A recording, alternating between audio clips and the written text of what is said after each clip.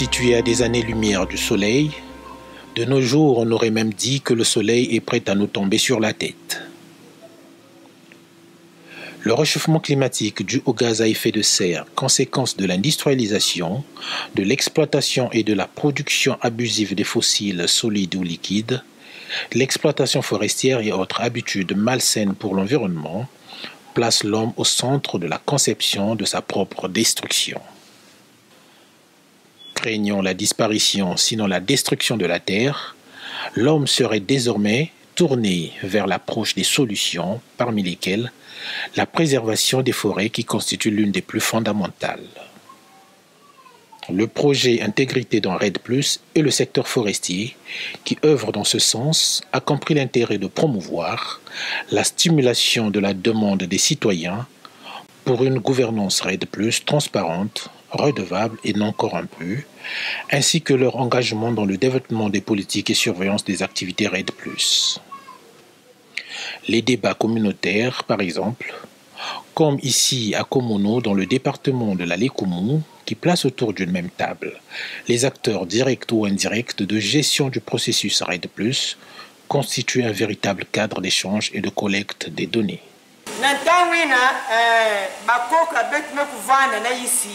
À l'époque de nos parents et grands-parents, les températures n'étaient pas aussi élevées que de nos jours. Certes, vous nous demandez de dénoncer l'exploitation forestière abusive de certaines sociétés. Oui, mais étant que des paysans, quel poids aurons-nous en face des sociétés qui viennent saccager nos forêts en larguant qu'elles sont envoyées par les autorités? Ces dernières connaissent-elles les conséquences de leurs actes? Le plus souvent, les responsables interviennent comme le médecin après la mort. Il y a longtemps que cette partie du massif de Chahut a été détruite. Et pour nous qui sommes dans cet environnement, je vous assure que les forêts sont saccagées. Il y a des essences qui disparaissent. Et c'est comme si nous n'aimons plus nos forêts, nos villages, et on ne peut même pas avoir pitié de cet environnement. Et c'est la raison pour laquelle on se dit, est-ce que dans ce pays, nous aimons encore quelque chose? Comme un responsable, je pense que votre mission est noble, la gestion des forêts. Mais ce que nous constatons aujourd'hui, c'est déplorable. Je pense que vous allez nous proposer des solutions concrètes. Qu'allons-nous faire? Le paysan n'a pas de moyens assez solides pour lutter contre d'autres puissances qui viennent nous ravager. Actuellement, dans mon village, dans la zone où je suis, les sociétés coupent toutes les essences, sans restriction aucune. Même des sociétés qui disent venir au nom des projets agricoles se lancent dans l'exploitation forestière, coupant les arbres qui devraient nous protéger du soleil. Même tout de suite, nous pouvons aller, je vais vous y emmener, vous allez voir comment ces sociétés venues au nom de l'agriculture coupent et scient du bois. Pour cette mission qui est partie de Pointe-Noire pour Dolizy dans le département du Niari, la politique de responsabilité et de gestion participative reste au centre de la réussite du processus RED+. Là, nous sommes arrivés à l'entrée de la ville de Dolizy, la capitale de l'or vert, comme on a toujours eu l'habitude de l'appeler. Pourquoi la capitale de l'or vert? C'est parce que par sa vergeture, par cette beauté de tous les arbres qu'on pouvait voir ici, toutes les forêts qu'on pouvait voir ici, et bien voilà pourquoi on appelle Dolizy la capitale de l'or vert. Mais est-ce que cette forêt verdoyante qu'on a connue d'antan, elle est toujours la même? Est-ce que cette forêt s'est-elle toujours conservée? Le mécanisme RED+, désigne les démarches concrètes engagées et les incitations positives mises en place pour réduire les émissions liées à la déforestation et à la dégradation des forêts et favoriser la conservation et le renforcement de stocks de carbone forestier existants, ainsi que la gestion forestière durable dans les pays en développement. Les initiatives de la RED+, si elles sont bien menées, pourraient renforcer les droits des communautés sur les terres et les ressources, renforcer les institutions communautaires et augmenter leurs revenus pour un partage de bénéfices équitable. Bien, la ville de Dolizy, comme celle de Sibiti, sont considérées comme étant des localités cibles du projet Intégrité dans la RED+ et le secteur forestier. Voilà pourquoi, après avoir mené plusieurs activités de sensibilisation, plusieurs activités de formation, nous revenons pour évaluer un peu les activités que nous avons déjà réalisées.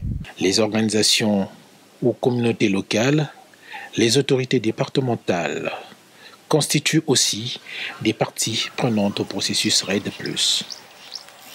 Le RENAPAC, c'est le réseau national des populations autochtones du Congo.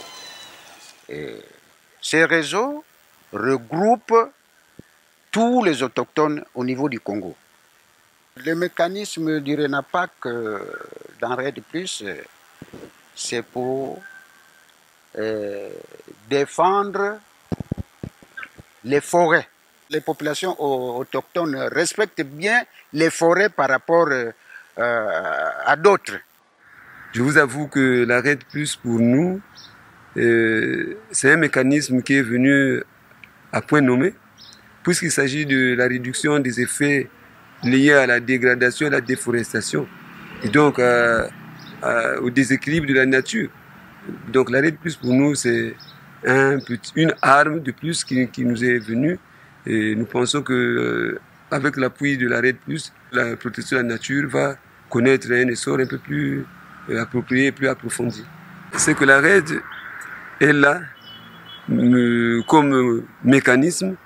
En tant que mécanisme, elle nous renforce les capacités dans notre lutte pour la protection de l'environnement, dans notre lutte contre la pauvreté. Au niveau du département, en fait, les variations climatiques ont un impact négatif. Par exemple, l'année dernière, nous avons observé que les pluies sont arrivées au mois de novembre et ça a beaucoup influencé le cycle de production. Le problème de déforestation est un grand problème dans le département. Bon, il faut comprendre que nous sommes dans une zone forestière et souvent les paysans pratiquent ce qu'on appelle l'agriculture itinérante. C'est-à-dire que chaque année, ils changent de terrain et peuvent attendre, laisser en repos le terrain pendant 5-6 ans pour revenir. Et voilà ce qui fait que la forêt subit vraiment une destruction massive, surtout autour des Sibiti. Donc la RED+ vient un peu comme pour corriger, pour remédier un peu à cette situation. On peut lutter contre la déforestation dans notre pays en reboisant. Ce que nous déboisons, on peut reboiser, comme ce que fait le président de la République. Depuis des années, il a commencé à planter et il nous appelle également à planter tous les jours. Il y a une journée nationale, la journée de l'arbre. Voilà. Et puis il faut faire la sensibilisation de la population rurale contre le déboisement. Il y a un déboisement normal et il y a un déboisement sauvage à grande échelle. Et puis ne pas brûler les forêts. La RED+ joue un grand rôle dans le développement de notre pays. Il y a la sécurité foncière, il y a la protection de la diversité et il y a l'écosystème. Et il y a également l'environnement. Donc la RED+ est un organe qui donne de la force dans notre pays. La mise à l'écart des peuples autochtones, l'absence de transparence et de l'exécution d'une bonne politique de gestion sont lourdes de conséquences.